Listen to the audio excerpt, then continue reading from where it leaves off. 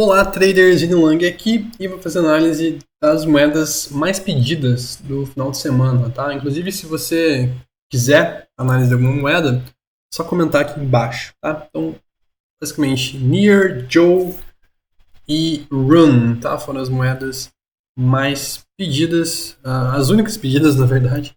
Vou fazer análise delas. Então, primeiramente, Near. Tá? Near eu acredito que seja uma das mais bullish, tá? Ela está num padrão de alta bem claro aqui. Primeiro que ela formou uma bullish falling edge aqui e começou a romper para cima com volume, tá? Então a gente está basicamente só olhando para cima na Near, tá? Ao que tudo indica, ela está dentro desse padrão aqui impulsivo. E se a gente vê extensões, a gente nem, em teoria, chegou no topo dessa onda 3. Talvez esteja no topo da onda 3. Não seria o mais provável, mas provavelmente vamos seguir a tendência, tá? Então a gente rejeitou basicamente aqui no 0,230382, não é muito comum. Geralmente a onda 3 vai até a região dos 13,10, 13,38 nesse caso, né?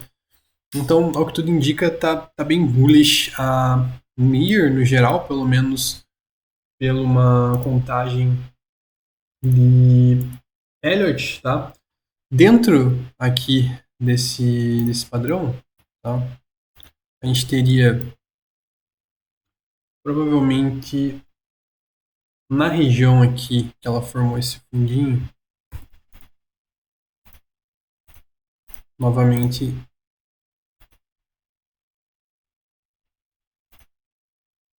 uma impulsão, tá?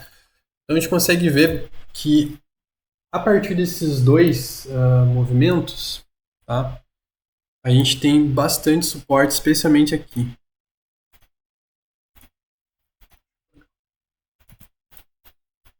Especialmente aqui nessa região. Então, tá um pouco, digamos assim, distante dessa região, tá? E o price action do curto prazo não tá tão bullish. Perceba que esse último topo aqui que ela formou, ele foi formado com volume decrescente, só volumes nos topos. Esses dois dojis, tá vendo? E justamente nesses dojis formados com volume que a gente teve essa rejeição aqui com esse price action de armadilha, né? Rompeu a linha diagonal e devolveu. Novamente aqui, price action de rejeição, no candle com maior volume de queda, tá? Então no curto prazo não está tão bullish a Near, tá? Uma coisa que desconfiguraria esse cenário seria um rompimento realmente confirmado, né? Ou seja, fechando um candle de 4 horas acima aqui da região dos 2,60, tá? Então está um pouco distante de acontecer isso, é um pouco improvável isso acontecer sem o Bitcoin testar ponto de controle na região dos 43.700, tá? E tem bastante suporte aqui nessa região entre 2 e 8 e o ponto de controle em 1,83. Então, basicamente, a NIR, enquanto ela mantiver essa região aqui, que tem a maior parte do VPVR, até o 1,68, a maior probabilidade é ela seguir novas máximas, tá? E é basicamente seguindo esse Fibonacci aqui. Então, próximo alvo, caso ela rompa o topo, seria a região aqui entre 161 e 078. Então, essa foi a atualização da NIR. Vamos para a Joe.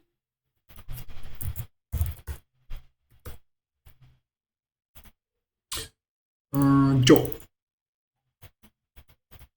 Deixa eu colocar o gráfico na qualidade SPT, tem mais informação. Bom, basicamente um dos gráficos bullish também, tá? Não tem tanta informação em relação a price action, tá? Porque é uma moeda relativamente nova, né? 2021. Pra gente ver, por exemplo, semanal ou mensal. Mas, imaginando que isso aqui... Imaginando um cenário bullish, tá? Imaginando um cenário bearish, ela estaria dentro do movimento corretivo, com bastante resistência aqui, tá? Nessas regiões.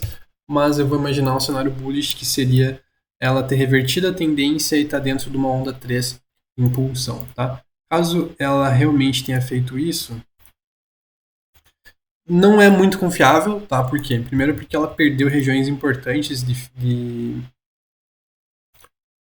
FIBO aqui, então perdeu 61 e voltou, então não é assim tão bullish, tá?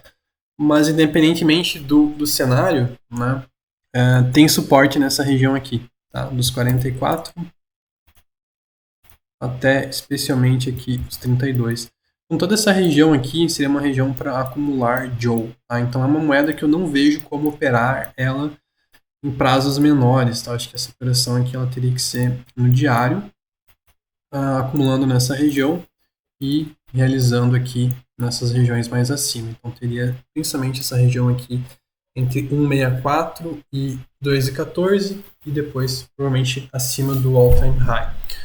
Então, basicamente, não tem muito mais a dizer sobre a Joe, tá? Não tem muito como operar tempos gráficos menores. Ela tem um price action também bearish no curto prazo, similar ao que outras moedas estão fazendo, né? Bastante volume no topo, né? Aqui, com armadilha, então provavelmente a gente está dentro do movimento corretivo. Exemplo da NIR, caso a gente venha nessa região, é uma região de potencial acumulação. Lembrando que sempre, se você pensar em trade, essas regiões elas vão ser melhor caso você compre com o preço subindo e não caindo, né? Ou seja, o preço vai até a região, respeita como suporte, começa a subir, você compra com o preço subindo, você tem um stop claro e uma melhor relação risco-retorno, além de uma maior probabilidade de sucesso. Tá? Então, essa foi a utilização da Joe. Fiquem atentos, 0,45 a 0,32. Bem distante, mas é o que dá para fazer com relação a Joe. Rune. Bom, Rune, basicamente aqui, pelo volume, ela está dentro do movimento corretivo, tá? O volume que a gente subiu aqui. Então perceba que esse volume, deixa eu apagar aqui. Perceba que desde esse fundinho aqui no dia 21 de novembro, o volume ele é um volume decrescente e a gente tem ainda apenas 3 ondas de 3 ondas totais, né, 2 ondas de impulsão, o que só para questão de aprendizado, né, poderia levar a 2 possibilidades, tá? Ela está fazendo uma onda 4 para fazer uma onda 5 e ser isso uma onda 1 e renovar máximas, tá? Era um cenário. E o outro cenário é justamente isso aqui ser uma onda B, para ser um A, B, e ela agora está na onda C. Então, por exemplo, o A, aqui é onda B, e ela está na onda C. Pelo volume, e por ter perdido pontos de fibra importante, com certeza não é uma onda de impulsão, tá? Esse movimento aqui, isso certeza, porque ela fez apenas 3 movimentos, 2 movimentos de alta, aliás, 3 movimentos completos.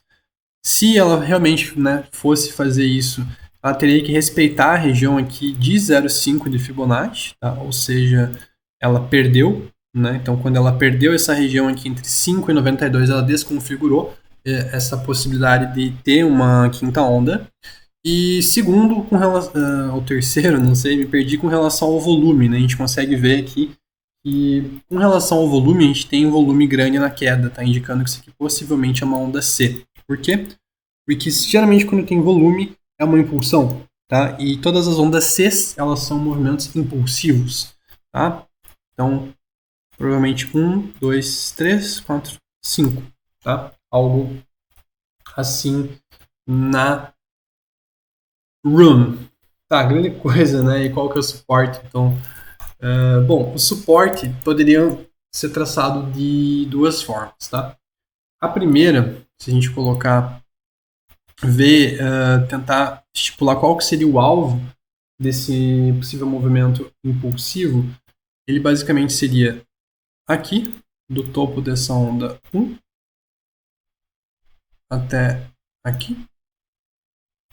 Provavelmente essa região, no máximo aqui a região dos 4,70, tá? Digamos assim, 200%.